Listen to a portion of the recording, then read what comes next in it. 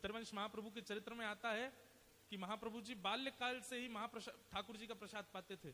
एक दिन बाल अवस्था में रोने लगे रात में उठ के, माँ मुझे भूख लगी है, बहुत जोर की प्यास लगी है। तो इनकी जो माता जी थी तारा देवी, मन में विचार करने लगी, आधी रात में लाला को भूख लग रही है। अब छोटे बालक को भूख लगती है तो माँ दूध पिला देती है, कुछ खिला देती है। जैसे ही इनकी माँ दूध लेकर के आई, कुछ बादाम आदि लेके आई, तो हरिवंश महाप्रभु बाल अवस्था में उस दूध को देख करके बोले ये नहीं पीना। क्यों? भोग नहीं लगा अभी ठाकुर जी को।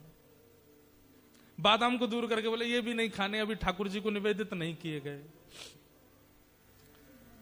माता पिता इतनी झंझट में, 5-6 वर्ष का बालक रात में रो रहा है, अब इसको रात में कहां से भोग लगा के हम दें सामग्री। तो भीतर प्रिया प्रियतम जो सेवा के ठाकुर जी थे, श्री राधा मोहन लाल जी, महाप्रभु जी के पिताजी के ठाकुर जी, छोटे छोटे श्री विग्रह थे ठाकुर जी के।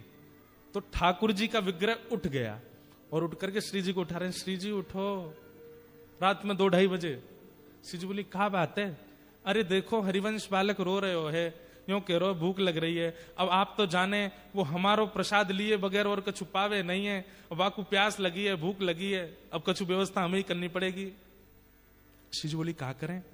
बोले काम करो, अपने पाम नीचे लटकाओ शयन सैयासों।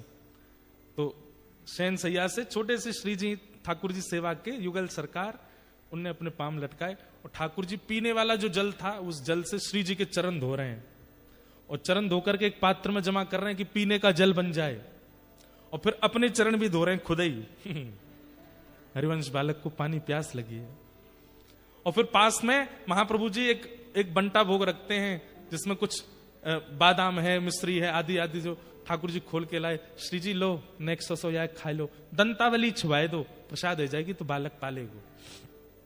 श्री जी को पवा में, स्वयं पवा में, और दोनों सामग्री, अब छोटे छोटे मंदिर होते हैं सबके, मंदिर के जो पर्दा है उससे बाहर दोनों खिसका दिए और भीतर से अपनी घंटी गिर दी।